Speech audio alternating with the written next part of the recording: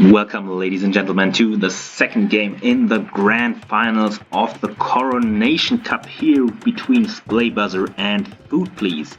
Now remember, the first game was won by Food Please, so now we're at the first home map of Splay Buzzer. And Splay Buzzer, being kind of a standard player, he is playing on Arabia. So at one point, Splay Buzzer was really playing a lot of games, and he was mostly playing the standard game mode, so he's very well aware of what he can do here. Food Please maybe not so familiar with that, but lately he's been also doing a lot of like ladder matches, and that's where you inevitably get a lot of Arabia matches as well. If you look at the civilizations, Food Please getting the Huns, so basically a classic Arabia civilization, maybe not as strong as in the old days, even though the cavalry archers actually got kind of a buff recently, so maybe we'll see the classic Arabia meta again. So I'm talking about the Woobly days here before Definitive Edition. Splay Buzzer, on the other hand, he got the Berbers, and the Berbers have faster villages, so that's quite a nice bonus for him. So let's see what he will be able to do in this game. Already Splay Buzzer being slightly ahead in villages, so I think he just had less idle time on his town center. Both players, of course, now scouting around with their scouts, and of course Food Please, he is going for the laming strategy, but I think it's a little bit unfortunate for him that there's a lion there, and that makes his villager just much weaker, and now he's even going back, trying to get the uphill advantage, but still, yeah, I mean, he will be able to defeat the lion, but this villager has lost half of its HP. And this villager was also delayed, and I think what he was going for is a lame, and maybe this rhinoceros was one of his targets, but I think that this will not be able to be lamed, because Splay Buzzer will now finish the house, and then he will, I think, shoot this rhinoceros. Yes, and so he will be able to get the rhino in, and the laming will be denied, and that, yeah, so Food Please having to get early loom, so that basically puts him behind here. Oh, even though this was a pretty bad lure here for Splay Buzzer, what is he doing? Oof. Scaring the villager. Oof. Almost losing a build there to the rhinoceros due to some weird pathing, but he also had the goats in the way, so it's kind of on him as well. So yeah, this Food Please villager kind of not doing much. So this villager is not working. He did not lame, and he also had to get loom for this villager very early on. So let's see what Food Please will be able to do with that. At the same time, he might be losing his scout. Ooh, what a lucky guy, not even taking a single scratch and forcing a lot of idle time on Splay Buzzer. So if he could do that all the game, that would be very advantageous. Oh, he is going for the lame, because there's still the elephant in the back, because Splay Buzzer has not taken that one yet. Ooh, oh. That's so bad. And I'm not sure if Splay Buzzer realizes this. He now sees that the elephant is running, and at this point he should be noticing this. Maybe he could batter down this palisade and kill the villager, at least. But I think this food will be denied, and maybe we will have to drop a mill or do something else with it, because now Splay Buzzer won't have this anymore. Getting lamed. At least he should be. He does not realize. He's just taking the food. Both villagers just like saying, "Oh, hey, good to see ya." And now, yeah, Food Please might even wall in this carcass to deny the food for his opponent. Ooh, what a lamer this guy is. This is so annoying to play against. But yeah, I'm not sure if this villager will make it out alive. So I think this Splay Buzzer should just chase this with one villager and make sure that this woman just dies, trying to do some quick wall shenanigans, but depending on the ping and depending on the settings, it can be very difficult. So I think a big laming win for Food Please, but look at what this also does to his own economy. He's now 4 villages behind, soon to be 5 villages behind. So yes, I'm not sure if this was worth it, because these villages, they can gather a lot of food by just just harvesting, to do this long distance food harvesting. Yes, it's not pretty, it's not perfect, but Food Please did waste a lot of his economy. He wasted all of this wood here in the palisades. And really, most of this food will be collected. I mean, look at how much these villages can carry when they hunt from a rhinoceros. So it's 35 food per villager. So it's a trip, it's a long trip, but it also brings in a lot of food right here.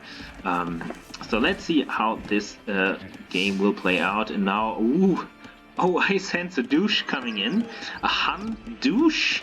That's very interesting. I think that's kind of a desperation move at this point. He has 17 villages in total, and this should never work, actually. I mean, he's now 10 villages, exactly 10 villages, so very nicely done. And he's now trying to go around and then place his own town center over here. But if Splaybuzzer is wise about this, then this should never work. I mean, it's 6 more villagers for Splaybuzzer. He's luckily he's getting Loom now, and then he should just go up to the fuel age, let his TC be get better down, and then just rebuild it somewhere else. And I think at this point you just need to make sure that you have a wood line. So that's the most important part. I hope Splaybuzzer does realize this. We had this one game where Gummy Bear did not have wood anymore, which was kind of disastrous for him. But I think that Splaybuzzer knows this, so he does pull all of his villagers, goes to wood. So that's very nicely done. And obviously, villager-wise, it's 25 to 19, so big advantage for Splaybuzzer. And Splaybuzzer is also going up to the next stage. And look at this! Oh no! Oh no! Was the douche out of range? What a move by Food Please! After winning the first game, he's now squandering his lead by going for this bad strategy over here, but for his typical laming, which does not work too much. And now he's even dropping the TC in the wrong location, and so his opponent is basically just free to do whatever he wants. Now Food Please has to delete his TC and just drop another one. And remember, now he does not have the stone anymore. I mean, he needs to gather another 100 stone to drop a 30C. So Splaybuzzer can be just lay back, just enjoy his life basically. He's now up to the fuel age. His TC will get shot down, but it does not matter at this point. He can just get up another one at the same time. He can go for scouts, for instance. So we've seen a game between Splaybuzzer and Peter Host, where there was a very successful douche in the beginning, but then Splaybuzzer was also able to come back from this, especially with scouts. And I cannot imagine this douche to be too effective. I mean, Splaybuzzer isn't even trying to repair it. I mean, you should never do that, because repairing a town center is twice as expensive as repairing a normal building. We see some more annoying walls over here by Food Please, but I don't think this will achieve too much. Another villager going down, and now we have 28 to 19 villagers. So Splaybuzzer way ahead here in terms of villagers. Yes, the town center will go down, but he will be able to produce a few scouts from this stable that he has, because he does have some food income here with the berry bushes. And he also creates a mill with a couple of farms over here. And then he will just put another TC up, and everything will be fine. And at the same time, Food Please idling all of his villagers. He's not even mining the stone to get another town center up. He's now doing some interesting wall off over here. I'm not sure if this will be in time, actually.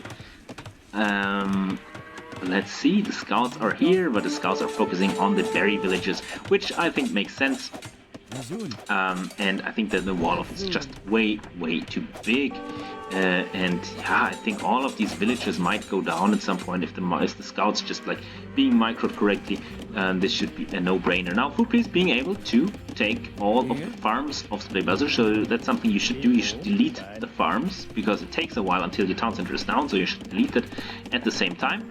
And now let's see, where is Splay Buzzer placing his new town center? I'm actually not seeing it. Does he not have the stone? Or am I missing something here?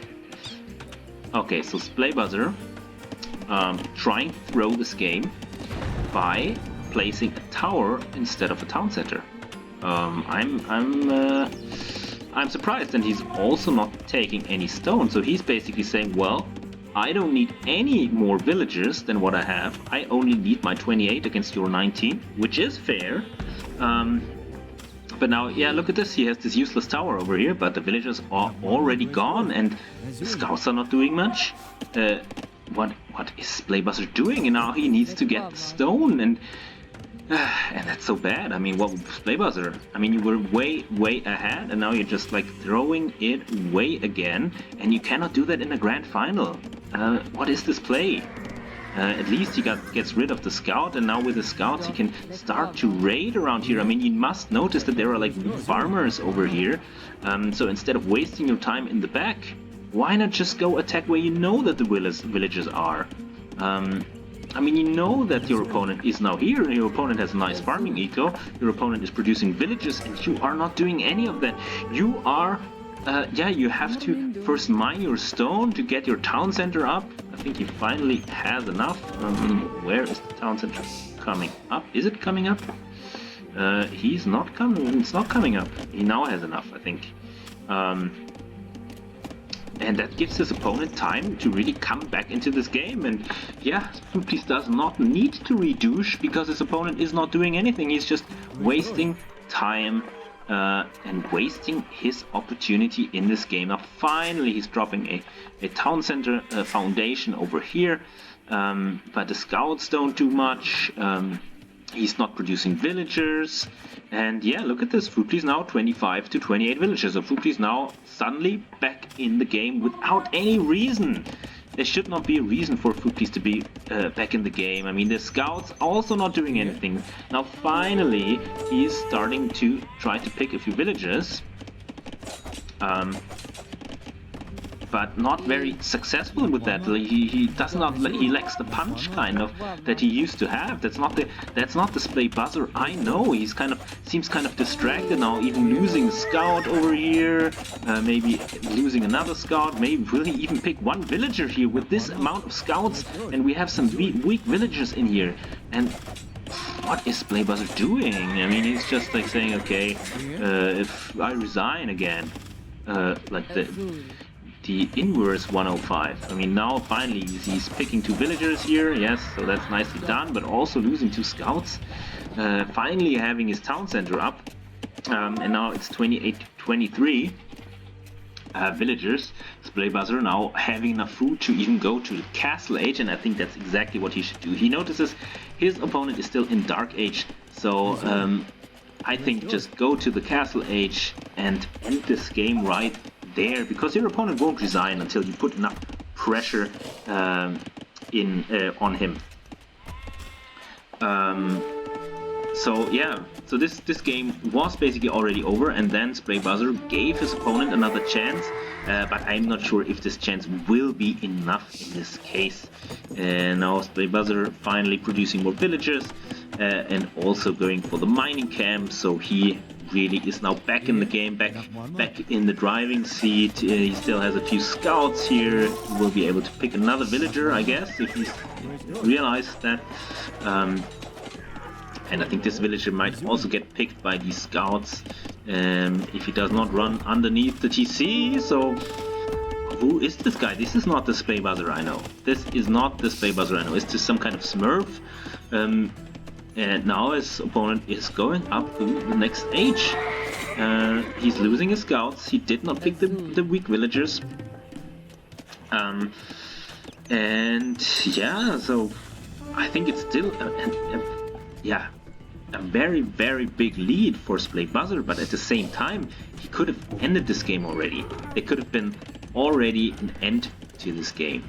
But yeah, he did not do that. He could have even gone for a counter douche. Like, he didn't have a TC and just like drop another TC on your opponent's face. So that would have also been a possibility. Because like Hans douche, not very strong. I mean, yes, Hans don't need to build houses, so that's why douche could make sense, because you don't need as much wood. But overall, Hans douche, that's not a good strategy. So let's see how this game ends, but I can only imagine it ending one way, with Splay Buzzer coming out on top here. And yeah, finally he is going for the Castle Age upgrade, he's going for Forging, he's going for Scale Barding. He will be able to produce a couple more Scouts, and then I think Knights, and then I think it should be over. I think once the Castle Age is reached, yeah, we can expect a GG here from Food Please. Yeah, so it's really just a waiting game until the players decide to resign. And yeah, look at the Scout micro. This is not Splay Buzzer. This is not the Splay Buzzer I know of. Yeah, he's now attacking the Palisades. Food Please now also dropping a Blacksmith. Okay, but he does not nearly have enough resources to go up to the Castle Age.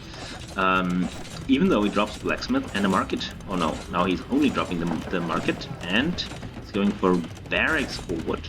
And I think that once Splay Buzzer reaches the Castle Age, there might be the GG coming in.